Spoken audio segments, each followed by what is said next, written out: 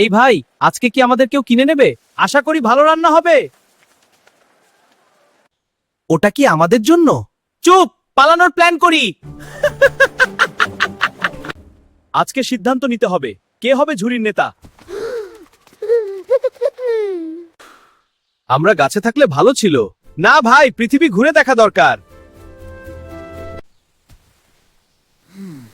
আমি সুপার বেগুন।